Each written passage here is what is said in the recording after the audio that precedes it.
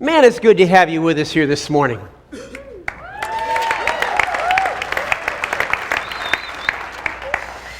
This obviously, I think most of you know, and if you just happen to wander in and go, there's a church, this is the first Sunday. We as the Crossings are meeting at what was formerly known as Kmart. Kmart. And I thought maybe this morning we'd call the sermon Blue Light Special, just so everybody would kind of feel relaxed. And actually, we thought of as a prop, just leaving a blue light in the middle of the room all the time so we could remember where this came from. But it's great to have you here. The Crossings actually is a church that's been around for over 10 years.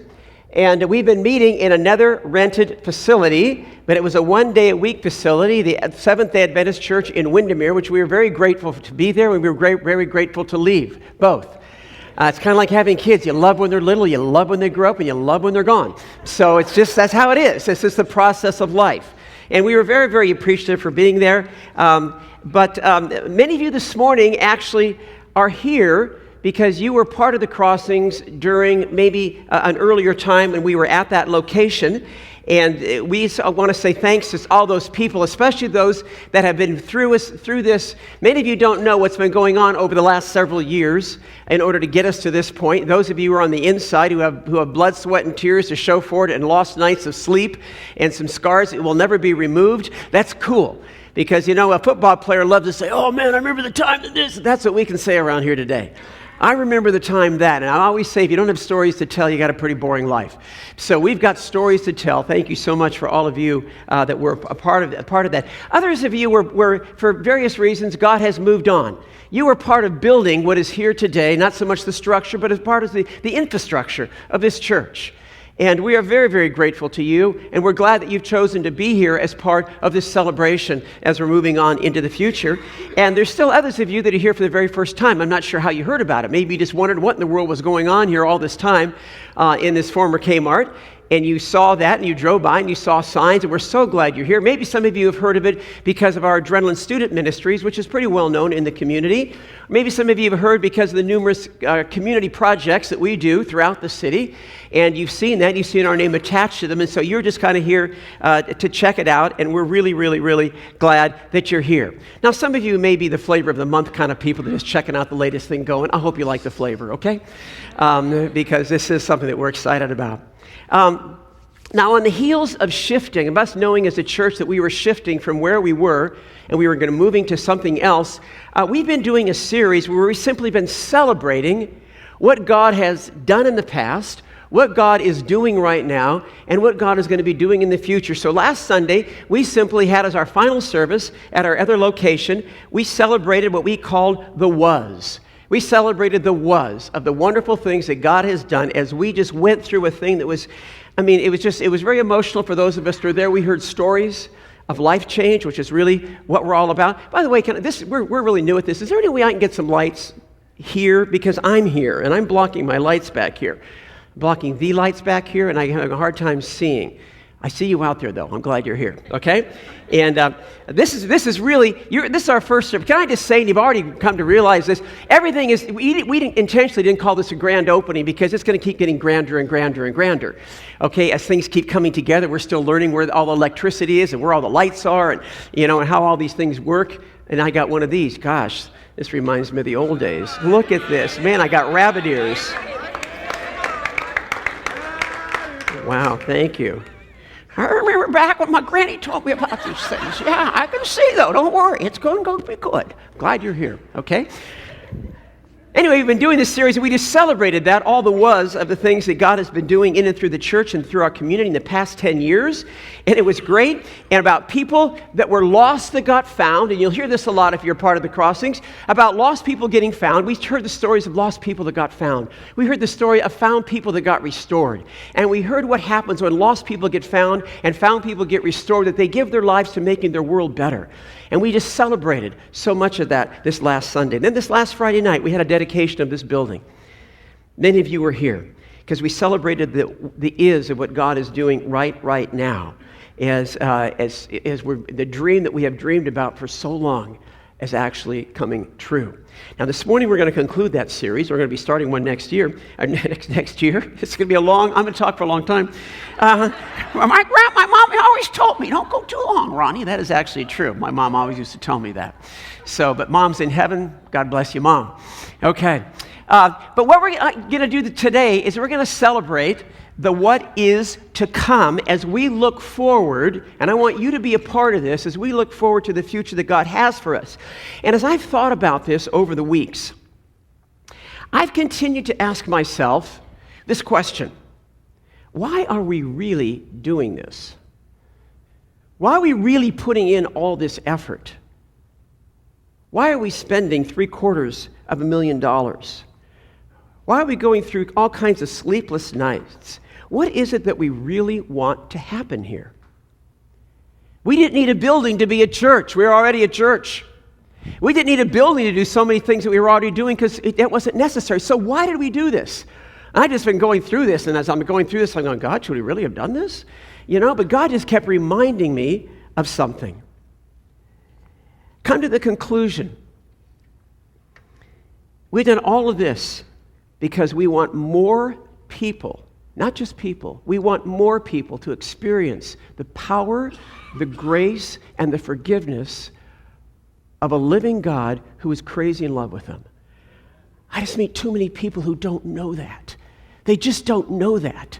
And we could have got a nice little place, kind of secluded out in a nice little place along a lake, had a nice place where we could just all hold hands and love Jesus together. But what about all the people outside? We said we needed to be in a place that's very busy, that's very visible, because those are the people that need to experience the power and the grace and the forgiveness of God.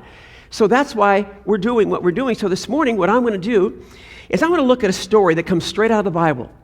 Comes straight out of the Bible that says about as clearly as anything that I can think of what we're thinking of the is to come of the crossings. All right. Most of you know the Old Testament deals pre-Jesus, and a lot of the Old Testament deals with this nation called Israel, descendants of Abraham. They were called the people of God.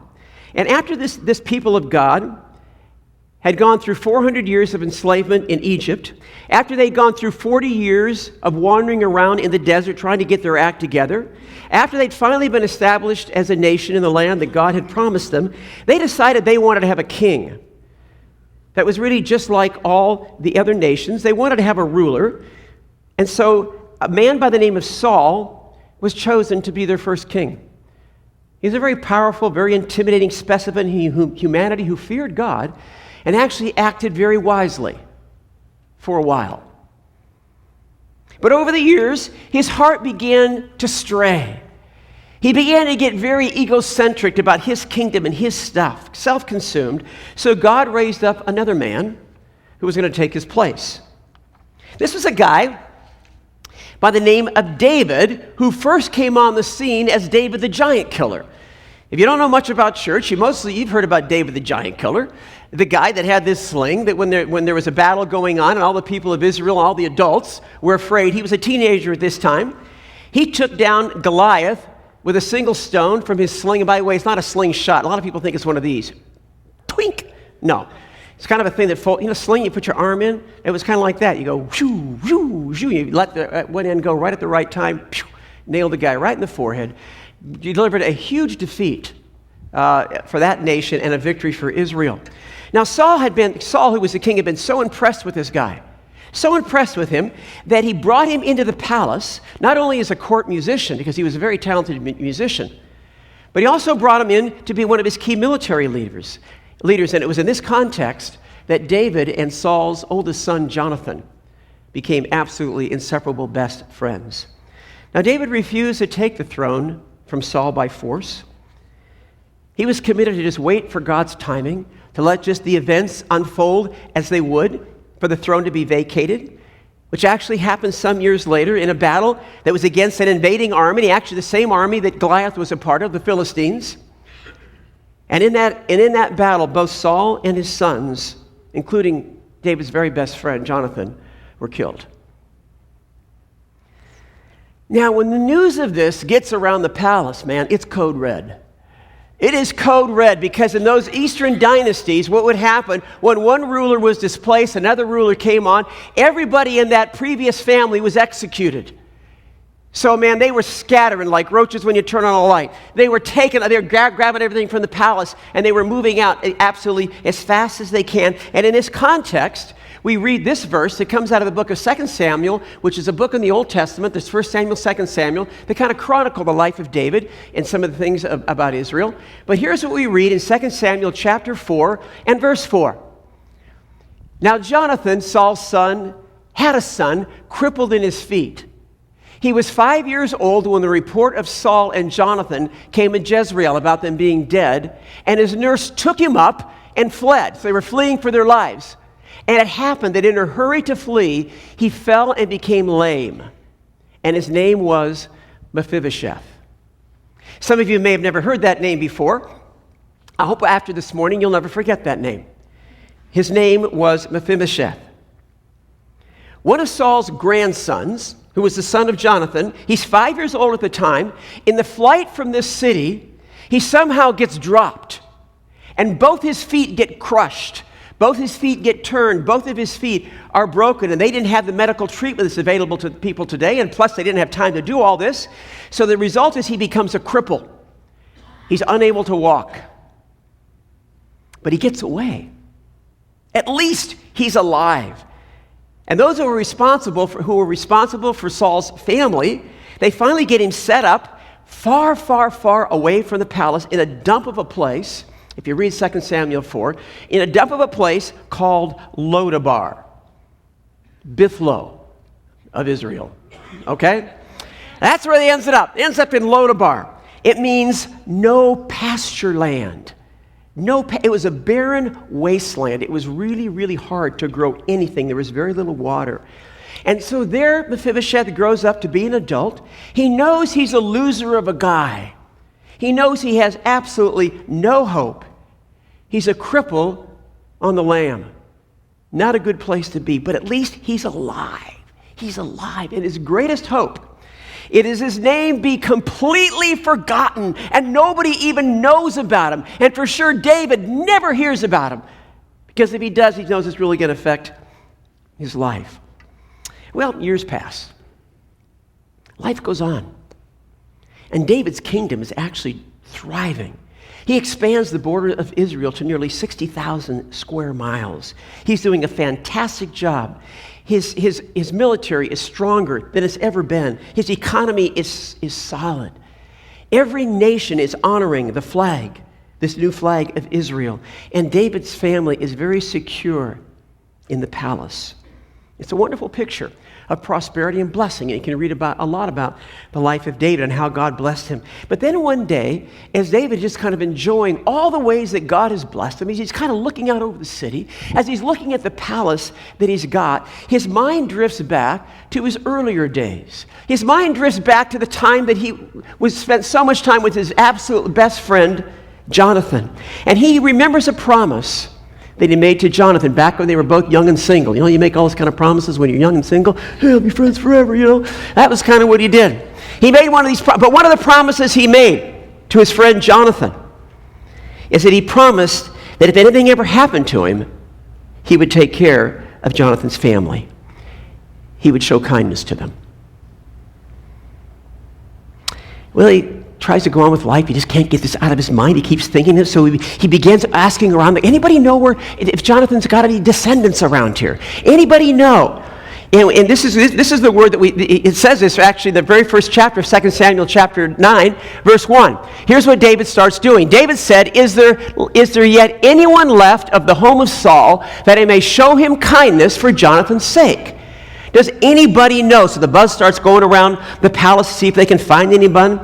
He didn't say, here's what I want to do. I want to find somebody who's got life all together. I want to find somebody who deserves it. I want to find somebody who's perfect.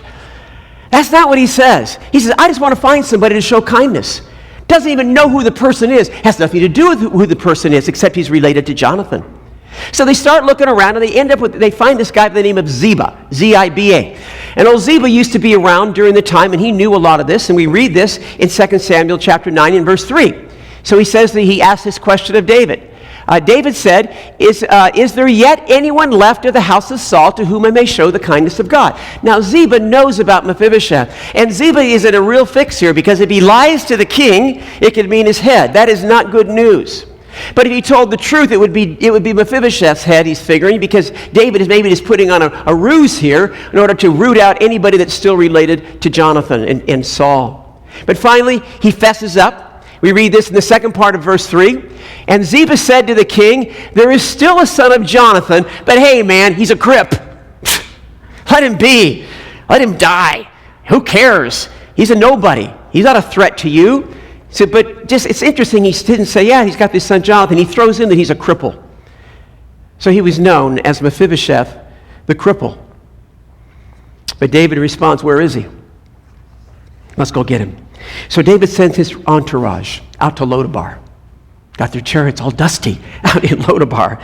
Sent out to bring him in. And I'm just sure as Mephibosheth looks out the window and he sees those black chariots arriving, that have the official government seal on them, and they're stopping right in front of his house. Then his heart just sinks. This is something he absolutely never, ever, ever wanted to happen. He wanted anonymity. He wanted to be forgotten. He didn't want to be found. Now he knew he knew that his life wasn't good.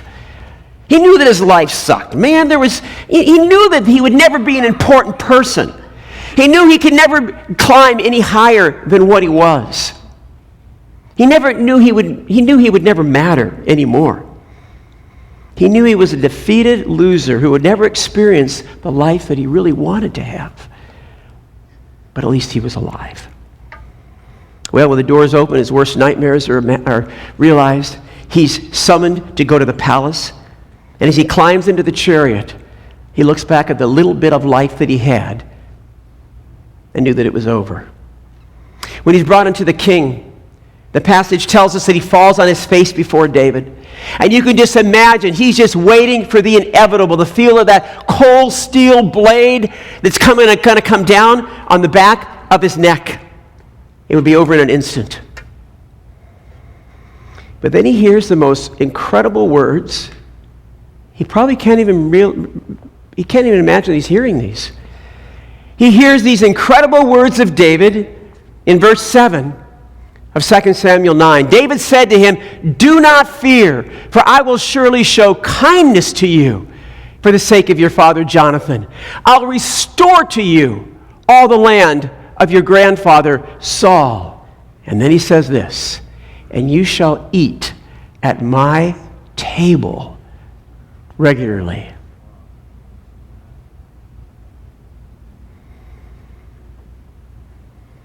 He's lying on his face before the king, hearing these words. It slowly begins to dawn on him, he's not going to die. In fact, instead of judgment, he's going to get blessed. Go figure. And he's so overwhelmed with this unbelievable disbelief and gratitude. The only thing he can say is in verse 8, the very next verse. And again, he prostrated himself and said, what is your servant that you should regard a dead dog like me? That's how he viewed himself, because he knew the reality of his life. He knew where he'd come from. He knew his pedigree. He knew his history. He knew he was lame. He knew he was no good. And so he called himself a dead dog like me. I'm a cripple, David, and I have absolutely nothing to offer to your kingdom. I'm a despicable, worthless lowlife living in a despicable, worthless wasteland. And at best, you should just leave me alone and let me die in my misery. And at worst, you should just take my life. But instead, you're treating me like family. You're treating me like family. You're going to make room for me at your table. And the chapter ends with these words, or almost in verse 11, with these, so Mephibosheth ate at David's table as one of the king's sons.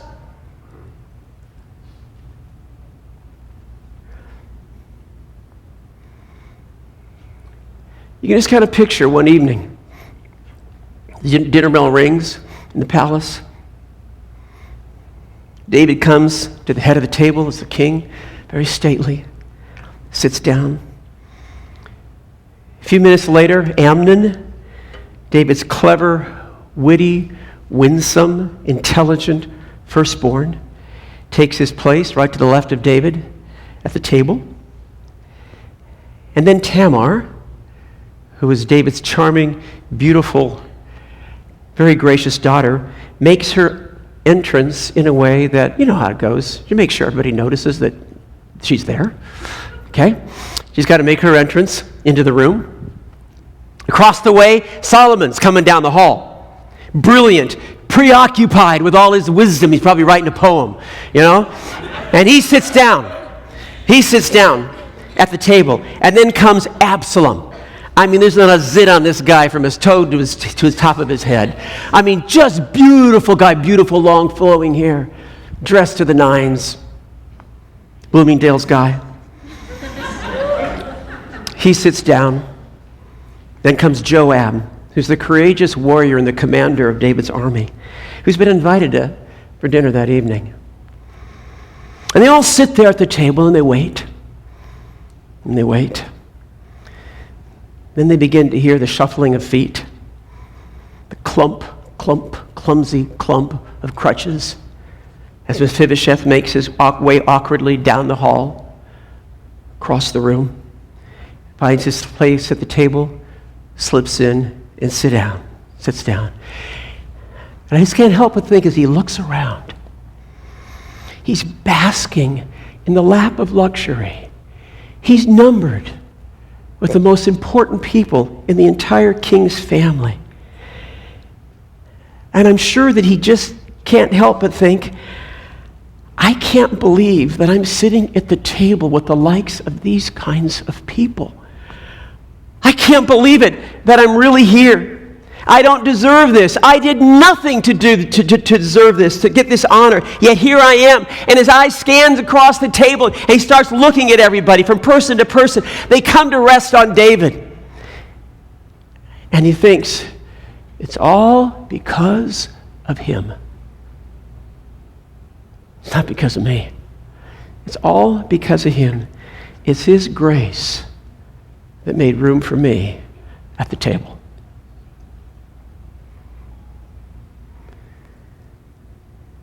This is the story of grace.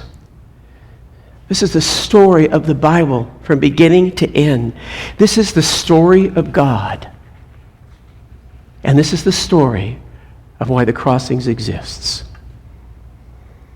It's a place where people can encounter a gracious God who is absolutely crazy in love with them. A place that will make room for them at the table. Not giving them what they deserve, but giving them what they don't deserve. This is a story of a person by the name of Tam Mulbach, who grew up in church. She knew all the rules, but at age 16, she got into a relationship with an older man, and when she graduated from high school, she was expecting her second child, feeling completely demoralized and valueless as a person. So she walked away from God because she knew there'd never be any room at the table for her. She moved into a reckless life of drugs and alcohol and promiscuity, which led to another pregnancy. But when that child was born and she looked into its eyes, she felt something she hadn't felt for a very long time. She felt like there is a God who really does love me. And 7 years ago, she and her husband walked through the doors of the Crossings and began to understanding the truth of a gracious, forgiving, loving God. And she not only found room at the table, she began to realize she belonged at the table. It's the story of Angela Applebaum, who was the youngest of 8. She grew up in a family where she felt extremely unimportant, extremely unloved, extremely unnoticed, which left her wondering constantly as she grew up if she really mattered, if anybody really cared at all. And even though she'd gone to a Catholic school where she'd heard all about God and she'd heard all about his rules, She felt very distant from him and really very, very much alone. An outsider looking in, wishing like crazy she could be included. But as an awkward outsider, she didn't know how it could happen. So after their marriage, she and Chad, they began looking for God. They even started going to churches, but sadly enough, they couldn't find God at some of the churches. Then they happened upon the Crossings. And the lights went on for them. Just a God thing. The lights went on for them because they discovered there was room at the table for them. And they found love. And they found a family. They found somebody that would care. Alan Johnson, he grew up being very exposed to God, lots of God stuff, because his wonderful parents wanted to make sure that he learned how it happened. And so they sent him to church as often as they could. They sent him to religious school so he could understand all about God's rules. But for him, it was just very impersonal. It lacked any relational quality to him, so that he went to college. He pretty much just blew it all off and jumped into the club scene, where he became a bouncer living in the world of booze and violence. He knew God was a scorekeeper. And he knew that he didn't have a whole lot of scores in the win column. So he figured there'd never be any other room at the table for him. But then through a relationship, he began to understand the God of all grace, the God of all forgiveness, the God of all love. And eventually he found himself at the table, a place he never thought he'd really be. Kathy Hoke was raised in a very, very abusive family. Very dysfunctional. In fact, she was kicked out of her home by the time she was 16, feeling very dirty and feeling very unloved. But she kept searching for love because that's what she wanted. She wanted to belong, a place to belong. But one relationship after another left her hurt and empty with that horrible feeling of being betrayed. She wanted to be at the table so badly. But she was sure that God looked at her with disgust because God was the God of good people. God was the God who took people that deserved him. And she knew good and well she wasn't one of them. But then when some of her friends at her office invited her to the crossing, she began to see that she mattered. That the grace of God brought forgiveness and brought hope and brought healing. And she and her husband Greg found a place at the table.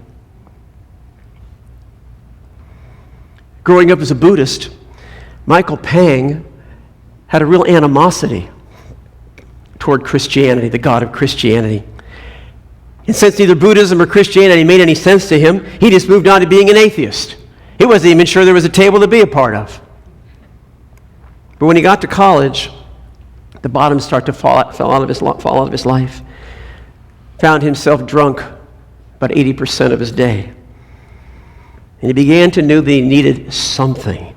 He needed a purpose. He needed God, if God was anywhere to be found. He wasn't sure where to find him. He's not even sure where the table was. So he began to read. He began to search. He began going to churches. And on one Sunday morning, after being asked to leave the church because of the way he was dressed, we won't talk about the way he was dressed, but he was asked to leave. He was driving home, came by a sign out in a yard of a church building that said the Crossings meets here, and he came in. And over the weeks and over the months, he discovered that the cross of Jesus Christ was an expression of this incredible grace that loved him so much that could rebuild his life and give him that purpose. And he found room at the table. And at that table, engaged with other people, he began to discover meaning and purpose in life. Cheryl Kelly, after being raised in the church, she found herself pregnant and unmarried. Not something she was at all proud of. But she was determined that she was going to give birth to this child and raise this child. But little by little, her sense of value and worth ebbed as the church she was a part of made her feel absolutely awful. That she was this horrible, evil person. She didn't belong anymore. So she dropped out. And even though she prayed, and even though she's like crazy, she wanted to believe in God, believe he was out there somewhere, she didn't feel she was good enough to be able to find him.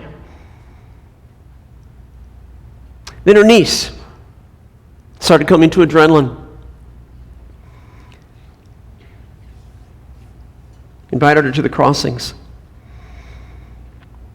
She began to understand how the grace and the goodness and the forgiveness of God could heal her brokenness. And she found a place at the table as her life continued to get rebuilt. Mike Palmer's earliest memories of his life are of chaos. Life was just absolutely chaotic for him. He was a lonely kid. He was an out-of-place kid who had no idea who he was or where in the world he belonged in life. God was a very distant figure to Mike. He was a very impersonal, authoritative rule keeper, scorekeeper, and rule enforcer. He wanted to know God, but he was pretty convinced God wasn't interested in him. He was just a number. God has this huge organizational chart, and he was just a number sound there, lost, probably pretty close to the bottom. Then he got involved in a community group. A group of loving, caring people who began to demonstrate to him the grace of God. He began to understand that he was a person who really did matter. He was a person that wasn't somewhere lost on the org chart, but who God was crazy in love with. And even though his journey has been far from a straight line, he discovered from being at the table that it was around the table that he could find healing and hope and help in times of need. Kristen Caswell grew up in a very, very stable home, had two very loving parents who loved her very much. In fact, life was so good for Kristen that she didn't even think about God. Didn't even cross her mind. She didn't need God at all. But things began to go south for her when in high school she got involved in a very inappropriate relationship. And as the word got out, she lost friends. People stopped trusting her. She lost value. And her life became horrible, filled with loneliness and guilt. And although she knew she was in dire need of some outside help, some dire need from God, she didn't even know where to turn. Then someone invited her to come to Adrenaline, where she heard about the incredible love and grace, forgiveness of a loving God who was crazy about her, who wanted to heal her, who wanted to restore her. And she discovered there was room for her at the table. And not only changed her life, but it changed her family's life forever. These people sitting around the table, not a single one of them are here because they deserve to be here. Not a single one of them earned a relationship with God. Not a single one of them was good enough. Every single one was like Mephibosheth, who was crippled and broken, hoping just to exist in life and maybe God would never, come down on him and fry him and just get through it. But they discovered that there was room at the table for them, not because of who they are, but because of who Jesus is. Because of who Jesus is. When David said, I want to show kindness to somebody, not based on who he is, not based on whether he's perfect. I just want to show kindness because I love him. And these people experience that. And I'm standing right here among people that I actually know pretty well, that God has allowed me to be involved in their lives in various ways. I know there's some of you out there right now this morning who would love to be at this table. You really would. But you feel like an outsider. You feel like maybe you're not good enough. You feel like you've gone too far down the ladder. And every one of these people would tell you, no, you're no further down the ladder than I was. No way. No way. There's a God who's crazy in love with you. You can experience his grace. That is why the crossings exist. to extend the grace and the power and the love and the forgiveness of God to people all over the place who are just wanting a place at the table. And as we close this morning, I want to say a couple things to you all. This could be the morning you could be at the table. This could be the morning you look at your life, and I'm so glad you're in this room. Some of you probably weren't even thinking of being in this room, but you are in this room this morning. Some of you may be followers of Christ today, but as you look at your life, you go, man, I'm just barely in. I'm just on the edge. I've screwed up so bad on my life. Talk to some people at the table. They'll tell you what that feels like. And they'll tell you how being in a community of people that care for you and are there for you will make all the difference in the world about how a loving, gracious, forgiving, powerful, caring God can turn darkness to life, death to life. And He can do it for you. And we exist, as we talk about what's to come. What is the is to come in the crossings? The is to come of more lives just like yours, that experience the power and the grace and the forgiveness and the hope that's found only in Jesus Christ. And that's worth $750,000, let me tell you right now. And that's worth every minute of sleep that I've lost and every scar that I have in my body. Because Jesus has a lot bigger scars for what He did for me. And He did that for you. I don't want you to lose out.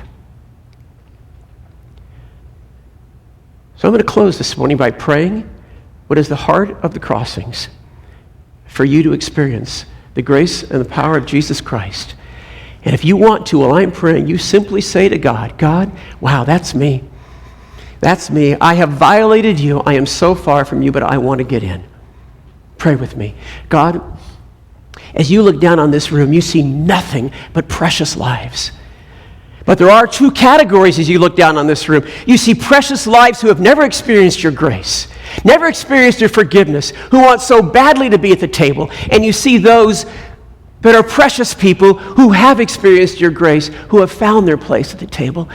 And you're inviting those that aren't to come in.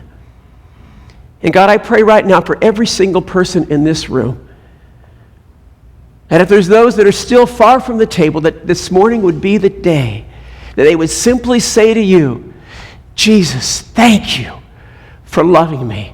I do not deserve your love. I can never earn your love, and I can never be good enough.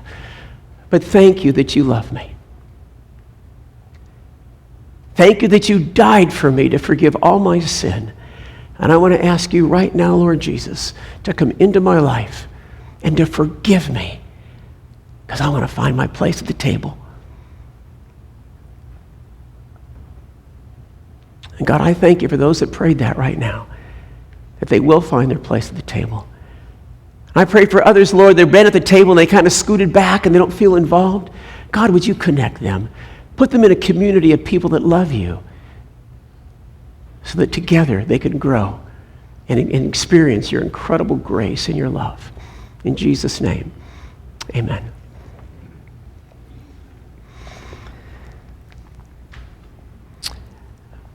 This is the first of many.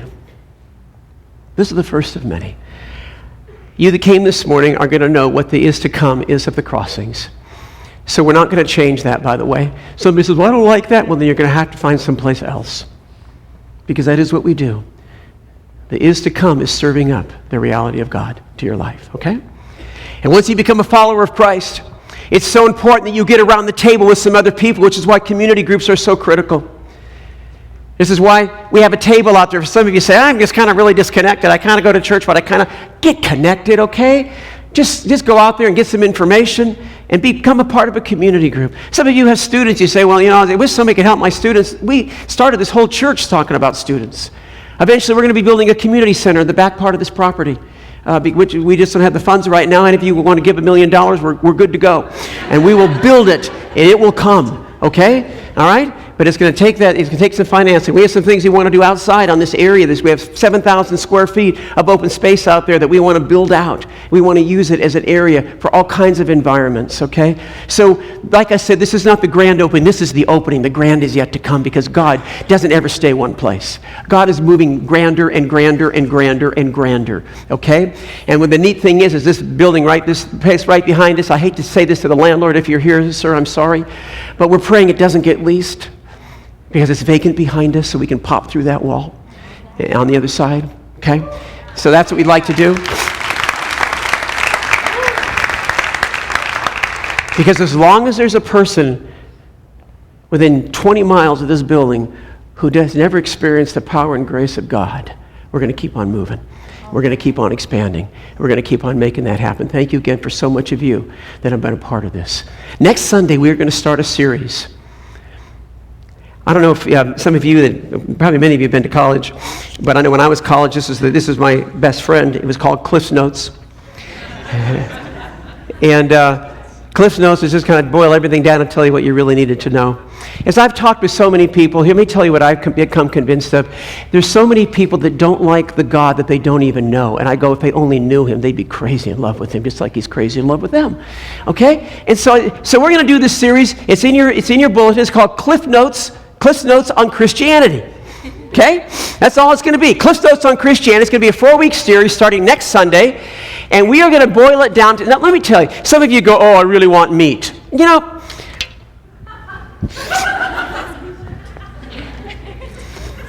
as a human being, there are several things that are very important in my life. One is eating. One is sleeping. One is exercise. And another is breathing air. You know? 4 things. How many books are written about those 4 things? You go, hey, give us a break, we know these 4 things. You can make a lot of money writing books on how you should eat, but that's the 4 basics. There's only 4 basics to the human life. But we never get tired of talking about it and reading about it and taking classes on it and getting on the internet about it. Let me tell you something. It is the simplest thing. It's the most profound thing. Cliff Notes on Christianity will give you the simplest thing and give you the most profound thing. If you are not a follower of Jesus Christ and you want to know what Christianity is about, this is where you need to be. And if you've got a neighbor, if you've got a friend that needs to know, this is where they need to be. If you've been a Christ follower for 25 years, this is what you need to be. Because I'll bet you're not exercising right. I'll bet you're not eating right. It's profound. So we want to do this series, Cliff Notes on Christianity. We've given you one to put in your bulletin. This is not for you, sorry. This is for you to give away, okay? We've got a beeper on this to see where it goes. It's going to follow you. We want you to give this away, okay? You give this away. We have more at the door. You can pick them up. You can take as many as you want and hand them out because we want to be doing this. This is a critical thing for people to understand because once you understand the reality of Jesus Christ, you will never find anything better. And don't you want people to know that? You know? So many of the stories we heard of people that grew up in church and they had an image of God. You know, as a politician, if I wanted you not to vote for somebody, I would start saying a lot of things. Well, you know, I could go out and be an imposter and say, you know, hey, I'm Donald Trump. And I better not say that everything I say, I think he might be really what he said. So that doesn't work. Okay, that's not a political statement. I love the guy. His books are great. But if you could actually turn somebody away from somebody by making them think there's somebody that they're not. This is what happens in Canada. Oh, yeah, that person, he didn't pay his taxes. He hired illegal aliens. He did this. Even though it may not even be true, but it lowers your opinion of that person. Do you know how many people's opinion have been lowered of God because they've been sold a bill of goods about what God is not really like at all? That's sad. Bring them in here to find out the reality of what God is really like. Let them be part of the table and experience the grace of God. Okay? I'm so glad you're here this morning. We're just going to end it right now. Okay? Thank you for the band. Band, we're not going to bring you back up. But they know this, by the way. This was planned. This was planned from the beginning of time. But isn't it? Wasn't it great to hear this band this morning? Can you?